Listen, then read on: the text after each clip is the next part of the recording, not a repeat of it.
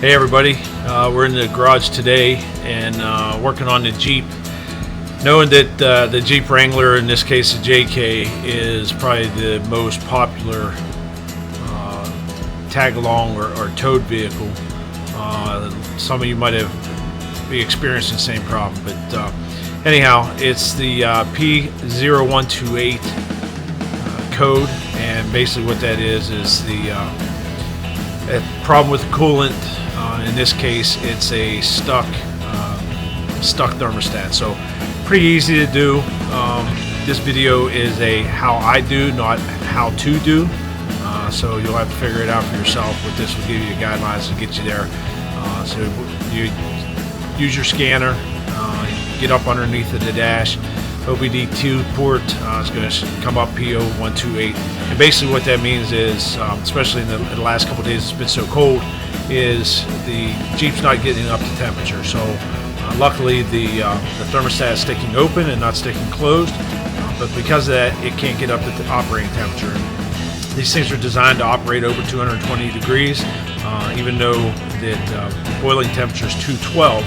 I think it is 212. That's before it's under pressure. So when it's under pressure, it's higher than that, and obviously with coolant in there, the temperature is going to be higher than that. So pretty simple. We'll pop the hood, take the camera over there, show you what we're doing, but it's really two 10mm screws or bolts. Take those out. There's a lot of things you got to move to get into there.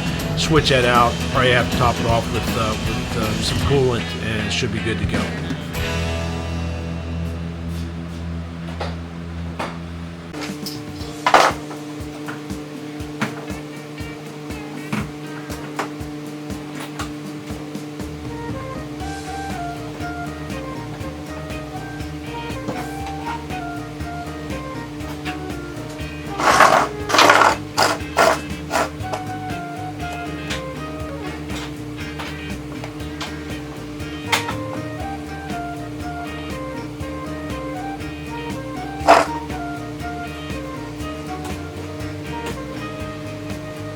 Spin the camera around here, show you what's going on. So you can kind of see down behind the alternator.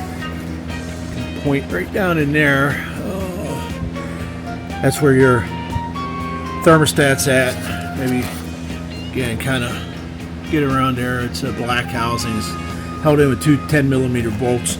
So pretty easy to get to. What you're gonna have to do is loosen up this screw here, these couple bolts here and here, take off your air cleaner, take off this hose, and you should be able to get right down to it. And then we'll get into it here in a second. Just let me find a way to hang the camera up and take you along for the journey. Anytime you're working on a vehicle, you got to make sure that you're comfortable with what you're doing. If you're not comfortable with what you're doing, take it someplace, take it to a garage, have them change it out. Wouldn't imagine it would be too awful expensive. This is a job that should be done, and assuming that there's nothing that breaks, no bolts that break off or what have you, you should be able to get this done in less than an hour. So the charge to have this done shouldn't be overly expensive. And then in addition to that, you got to make sure that you have the right tools. So luckily for me, I have a pretty extensive tool collection. I pretty much have anything that they make, anything that I would need. So that helps. But again, the video is a how I do it, not necessarily how to do it. And that's going to be different for everybody if you're not comfortable with what you're doing. Probably the hardest part, at least for somebody like me that's a little on the vertically challenged side, is working on everything up on a Jeep that's lifted. So, yourself a step stool and get up there and have at it. Again, two 10mm bolts going to hold all this plastic piping in. It's really for the coming off of your air cleaner into your off the air cleaner through this pipe through the throttle body. You're going to disconnect at the throttle body. You're going to disconnect up here, pull that pipe out of there. Should be able to get down to the two 10mm bolts we need to. While you're in here, you can check, make sure your air filter's clean. And just gonna pull this up out of the way. You are gonna have a throttle positioning sensor that's gonna be here. I believe that's what this is. I'll be able to take a look here in a second. It's just simply pull on the tab and unplug it.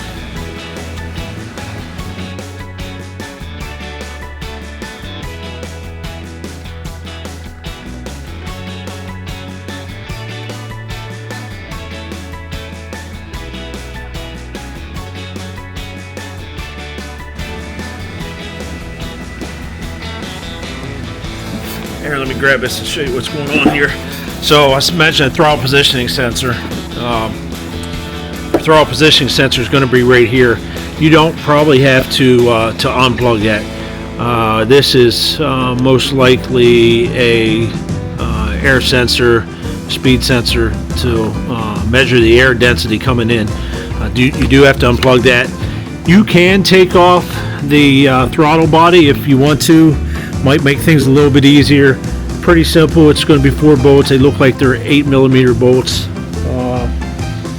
And then if you take that out, set that off to the side, you can definitely get down to this bolt here, and there's another bolt underneath down here. So you know, I don't think I'm going to take the throttle body off. I don't see any reason to do so. And what you're going to have to do is get a pair of channel locks, squeeze this together, be able to slide that hose off. When you buy this the thermostat, it comes with a new housing and a thermostat already in it. So let me show you how what that looks like. Go ahead and take that off, but I'll get a light over here so we can see a little bit better. This might look a little bit foolish right here, but I'll tell you, these lights are lifesavers. If you don't have one, you can pick these up at Harbor Freight. You pick them up off Amazon, or you know, somewhere about 10-12 bucks. Frees up your hands, be able to see everything. I have these, carry them in all my vehicles. Obviously here in the garage, I carry 2 on the RV.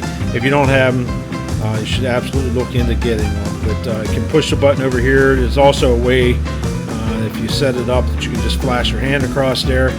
And a couple different, you have spotlight, different lights on there, so definitely worth something to look at.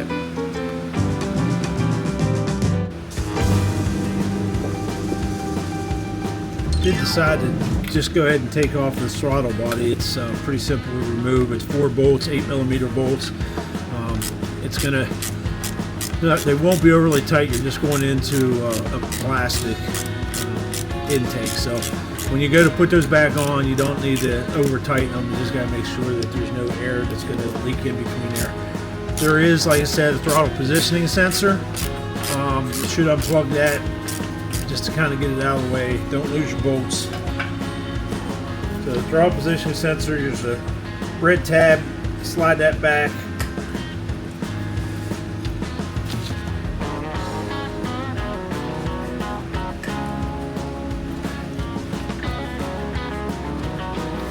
And then unplug it, get it out of your way. Don't lose your bolts.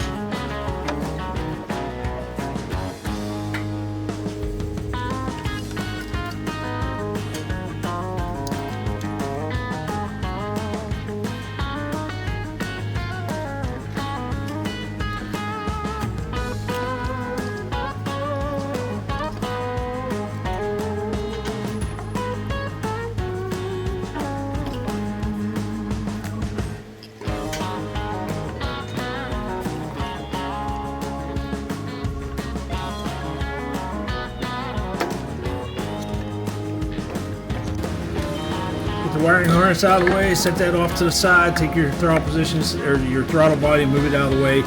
You can clean that up before you put it back on. You'll see some carbon that's going to build up around there. Carb cleaner, throttle body cleaner will clean that up pretty good. Probably do that before I stick it back on. But again, this is really easy, but if it's not something you're comfortable with, go to a garage or somebody that's certified to be able to do this.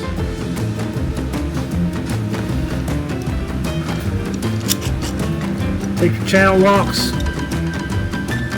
You don't want to squeeze in the tabs holding the clamp on. Now when you do this, there's no way of getting around the fact that you're going to lose some coolant. No big deal, you can top it back off. You can try to catch that coolant the best you can. One thing to be careful with is that coolant is toxic. So if you got animals around, get it cleaned up, don't let it lay there, so you won't have a problem. Don't get your fingers caught in that clamp. It hurts like hell. Done that many times over the years. These squeeze clamps are a pain in the ass, but they're efficient and typically don't have to replace them. So I'm sure that's why Chrysler, Ford, General Motors, Toyota, they all use them.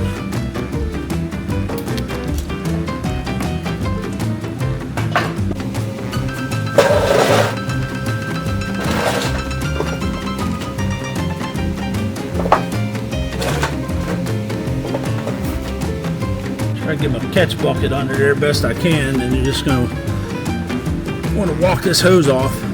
And what it is, it's the upper radiator hose. So once you pull it off, all you want to do is just pick it up. And once it gets above the coolant reservoir, it'll stop leaking.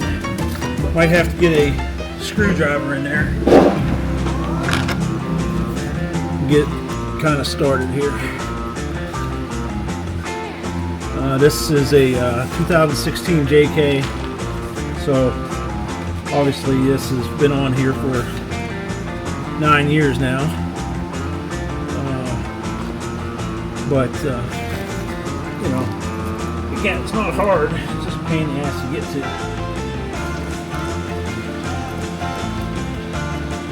Whenever you pull your hose up, it's going to be full of antifreeze.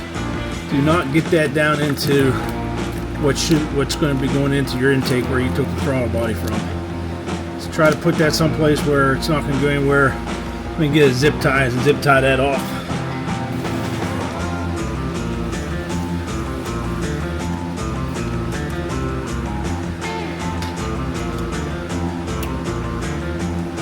Air conditioning line that comes right past there. I'm just gonna zip tie that off so it doesn't fall down and make a mess.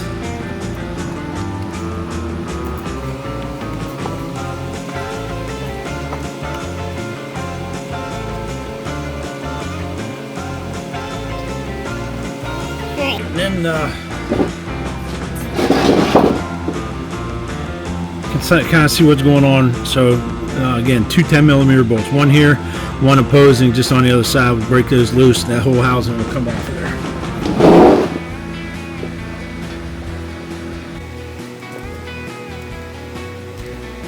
If you got power tools, you can get your power tool down in there, great. If you can't, just and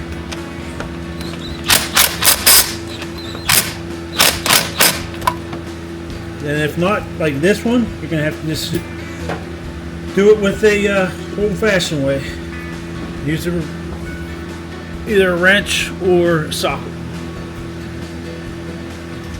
Don't suspect it'll be very tight, so you can just use 1/4-inch drive, get in there, get this loose.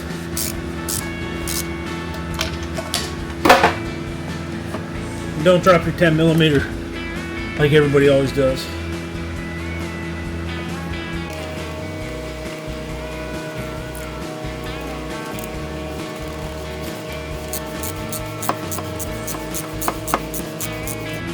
Your engine block's going to be full of coolant, so once you break this loose, pull off that housing where the thermostat's at, it's going to leak antifreeze. Don't worry about it. Again, if you have a catch can under there, that'd be best. Probably overall you might lose a quart of antifreeze, so a couple bucks to fill it up. Also, while you're in there, you're going to be real close to your serpentine belt. Probably best to do a visual inspection on your serpentine belt, make sure it's in good shape. If it's not, in my case it is, probably go ahead and change your serpentine belt at this time, because that's going to be very easy to get to at this point. I said, knew you're going to lose coolant. This is what you're replacing. And what's happened here is thermostat is in a stuck position, or it's not closing completely, and it doesn't allow the Jeep to get up to the right operating temperature. You can still drive it. Problem is, it's going to run rich, and your gas mileage is going to go in the tank. So, $27. Switch this out. It's best, best just to go ahead and get it done.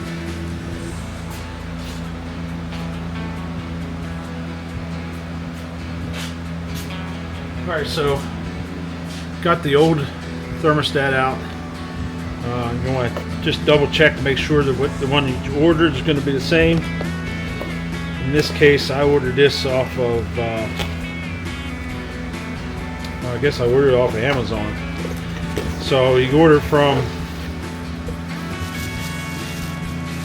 Advanced Auto or straight through Jeep Chrysler, you're going to pay a lot of money for it. This one here came from Amazon. I think it was $26. So you can see both of them here, identical. Make sure everything's going to look good. Most importantly, make sure that this O-ring is in place, because this O-ring here is what's going to seal that. And yeah, it's pretty much, that's it. It's that simple, right? So I'll go ahead and show you as I put this back on. But all in, you're probably looking at 20 minutes to get this done, start to finish. Once you have all your tools out, get the vehicle inside, even if it's a half hour, 45 minutes, an hour, you're going to save yourself a ton of money. Flat rate on this is probably going to be 2 hours. Around here, flat rate's $155 an hour. So you're looking at 310 bucks plus tax. So now you're into it for another $30 and a part, which I paid $20, a little over $20 for, instead of a markup of 50 or 60, 75. So if you take us to a Jeep Chrysler dealership, you're probably looking at about $400 bill, maybe slightly higher. You can do this on the side of the road. You can do this in a campground. You can do this in a garage in less than an hour for less than $30. So go ahead and put it back on. Start it up, check for leaks, clear the code, but go ahead and get this done. Before you put the new one back on, you just want to make sure that this surface is clean. I always take a straight edge. In this case, razor blade, and scrape that. Make sure you have nothing that's going to stop that from sealing. I can go over with some emery cloth or some sandpaper, but you want to make sure it's clean. Make sure there's no debris on there that's going to cause that leak, because it's going to be a pain in the ass to get back to it, stop the leak. So just make sure it's clean. Wipe it real good. Make sure that O-ring has something clean to seal against. Again, this is a how I do, not a how to do. So you cut your damn fingers off with the razor blade. Don't come crying to me.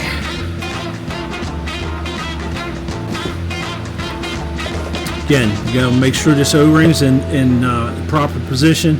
When you bolt it down, it's going to squeeze that O-ring in, and that should stop any leaks. So pretty simple operation, just going back and replacing the two 10mm bolts that you took out of there.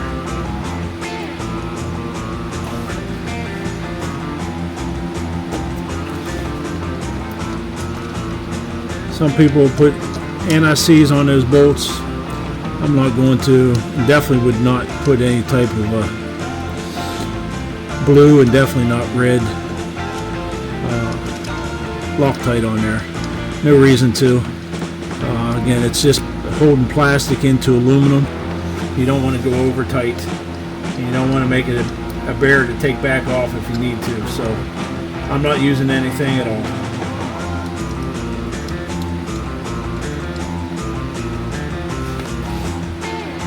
Snug both of those up, one at a time before you tighten one down. That way you don't go on crooked and you don't crack that plastic.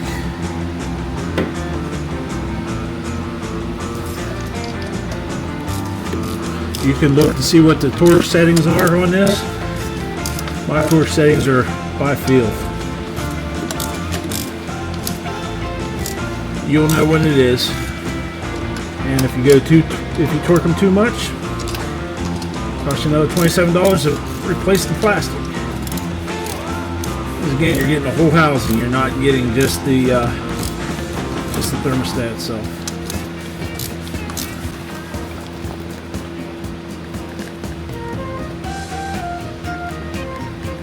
Slide your hose all the way back on. Make sure it's seated good, and then get your clamp. Spread that clamp and slide it back on over the neck of the water housing. Before you put everything together, get down in there with a towel and try to clean up best you can any of the fluid that might have spilled. That way, when you start it up and check for leaks, you're not chasing a ghost because it's antifreeze that leaked out while you were changing it. If there's a leak, you want to know that it's a fresh leak, not something that's just hanging around. So that should work. Again, before putting your throttle body back on, get in there with some carbon throttle body cleaner and clean that out. It's going to be carbon buildup. Make sure you get the back side as well. That's going to be more carbon on the back side probably than the front side. And then it's just reinstall 4 bolts. Plug in your O2 sensor or your air sensor and your throttle positioning sensor. Pretty simple.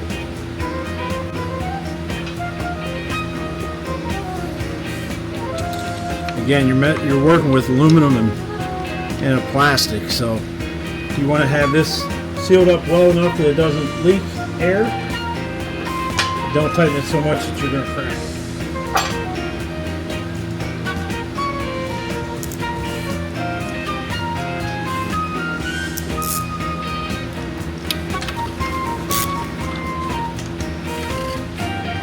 Quarter-inch drives all you need. That way you're not getting too much torque on there to the point where you're going to have to worry about it.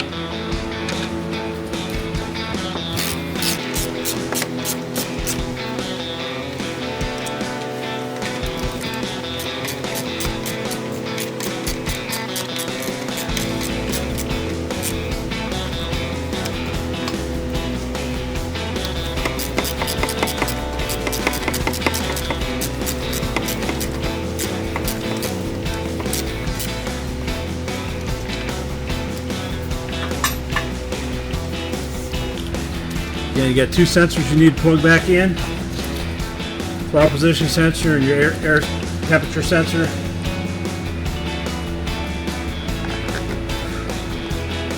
You only go one way, you can't really mess that up.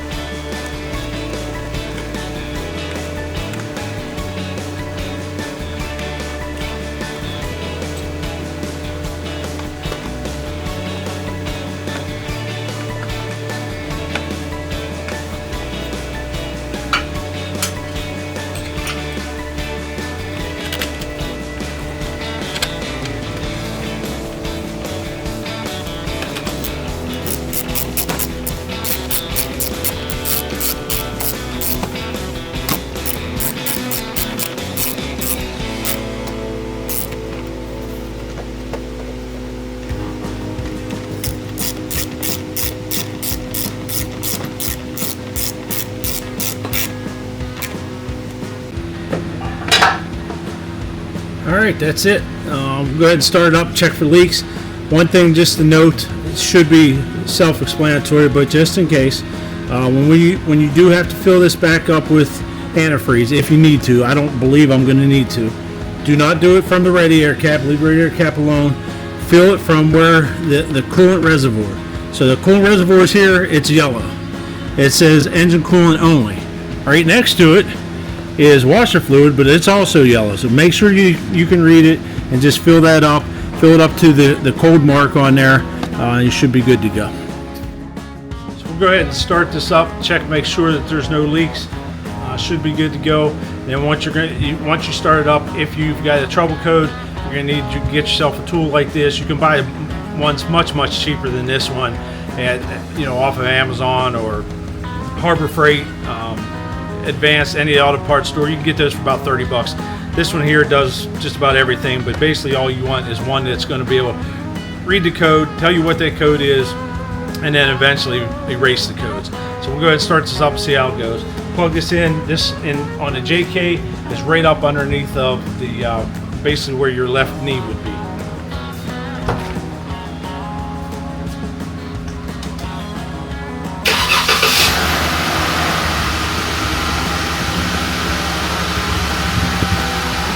You can see no leaks. Again, pretty simple. 2 bolts.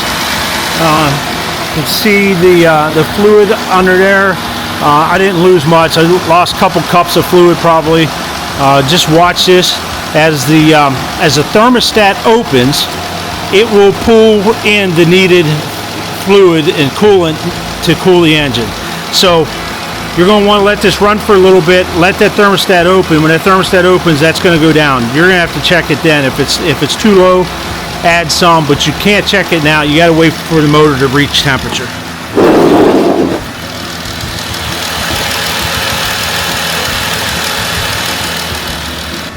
And like I said, what you're going to want to do there is you want to go into the OBD2 port. Let me turn this around and show you where I'm talking about. So it's right up underneath about where your left knee would be.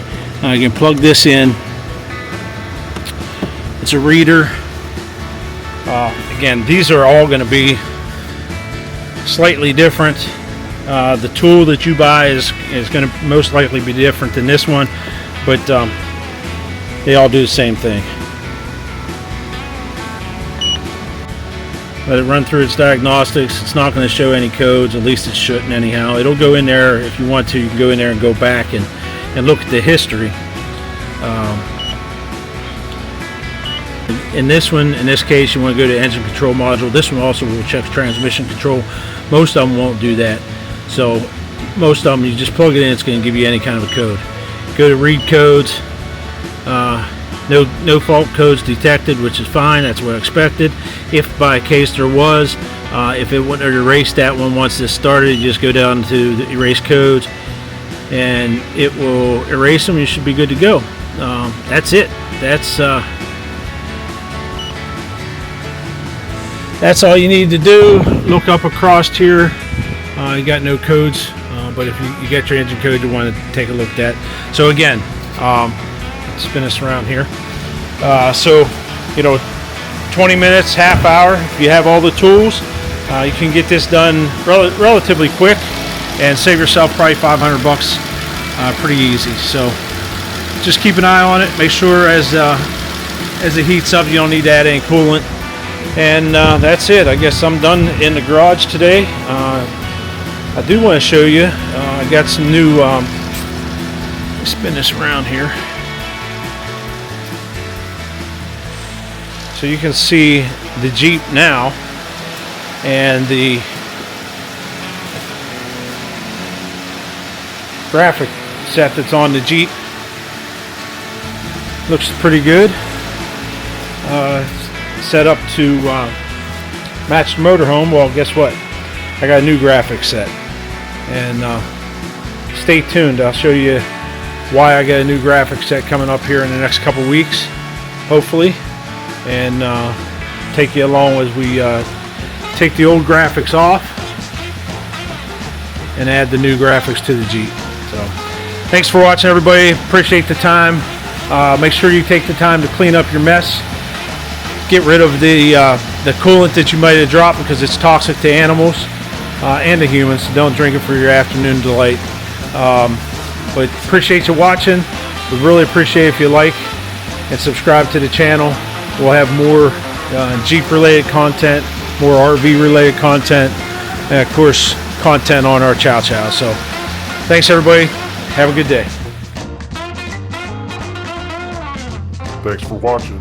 please like and subscribe. Until next time, ciao.